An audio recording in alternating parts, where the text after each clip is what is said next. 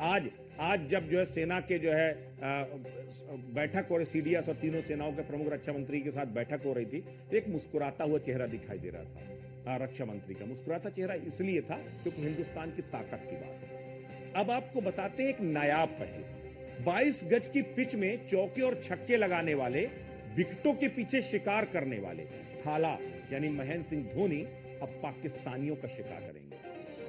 सियासत में सटीक वार करने के लिए कुख्यात रहे अनुराग ठाकुर और सचिन पायलट भी दुश्मन देश के दांत खट्टे करेंगे। जी हां, ये बात सच। आप कहेंगे ये क्या है?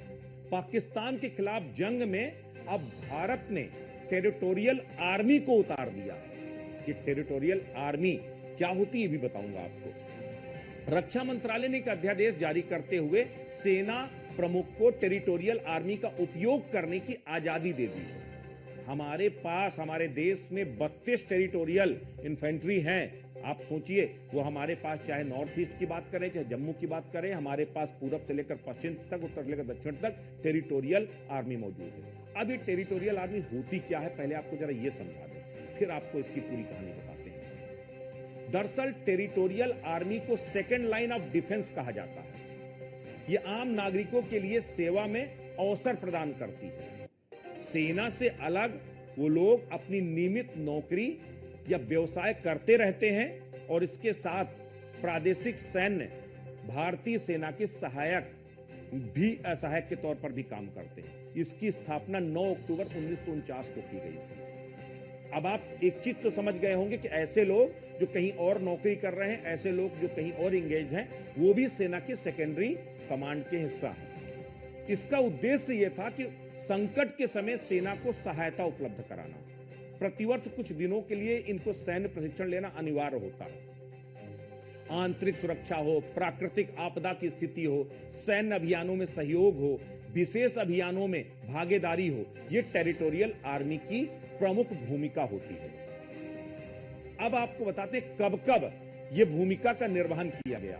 आप 62 में चाहे चीन का युद्ध हो, 65 में पाकिस्तान का युद्ध हो, 71 में पाकिस्तान का युद्ध हो, कारगिल 1999 में हो, इन सभी जगह पर सैन्य अभियानों में भागीदारी के लिए टेरिटोरियल आर्मी का उपयोग किया गया था। ऑपरेशन रक्षक, ऑपरेशन राइनो, ऑपरेशन बजरंग, ये 3 बड़े ऑपरेशन थे देश के, इनमें भी टेरिटोरियल आर्मी का उपयोग किया गया था। इन अभियानों में इसकी बड़ी भूमिका थी। अब आपको जरा बताते हैं कि टेरिटोरियल आर्मी में कौन कौन सी बड़ी हस्तियां शामिल हैं। दरअसल अब आप समझ गए होंगे, टेरिटोरियल आर्मी में कई बार ऑब्लिगेटरी पद दिए जाते हैं, जैसे कि महेंद्र सिंह धोनी, सचिन तेंदुलकर, ये सब लोग। आपको बताते हैं पहले हस्तियां, फिर आपको इस बारे में बताते हैं। सेना में जो सितारे हैं कौन कौन से? महेंद्र सिंह धोनी, पूर्व कप्तान महेंद्र सिंह धोनी को 2011 में पैरा रेजिमेंट में मानद लेफ्टिनेंट कर्नल की रैंक दी गई थी। उन्होंने पैरा ट्रूपर प्रशिक्षण भी पूरा किया था। Abhinav Bindra, Olympic gold medallist shooter को 2011 में टेरिटोरियल आर्मी में सिख रेजिमेंट में मानद लेफ्टिनेंट कर्नल बनाया गया था। सचिन पायलट एक राजनीतिक नेता हैं और पूर्व केंद्रीय मंत्री हैं, जिन्हें 2012 में टेरिटोरियल आर्मी में लेफ्टिनेंट के रूप में कमीशन किया गया। वो पहले केंद्रीय मंत्री थे जिन्हें यह सम्मान मिला था। उसके बाद अगला सचिन तेंदुलकर, भारतीय वायु सेना में मानद ग्रुप कैप्टन की उपाधि दी गई। 2010 में उन्हें ग्रुप कैप्टन बनाया गया, आज भी ग्रुप कैप्टन है। अनुराग ठाकुर बीजेपी के बड़े नेता हैं, केंद्रीय मंत्री रहे हैं। 2016 में उन्हें टेरिटोरियल आर्मी से रेगुलर ऑफिसर की तरह बतौर लेफ्टिनेंट जुड़े थे। पहले बतौर लेफ्टिनेंट जुड़े, बाद में उन्हें प्रमोशन देकर कैप्टन बना दिया गया।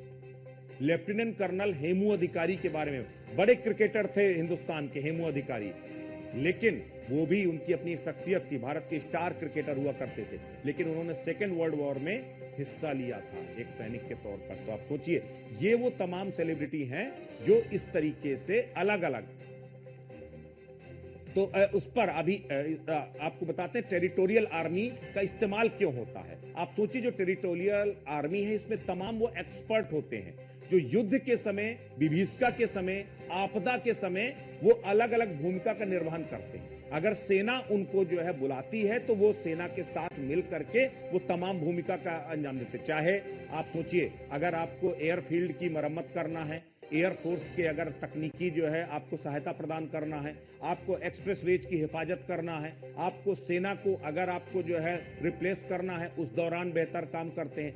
हर एक समय पर, यानी कि सेना के हम साया बन करके ये टेरिटोरियल आर्मी लगातार सपोर्ट करती है। तो ये उनकी भूमिका है।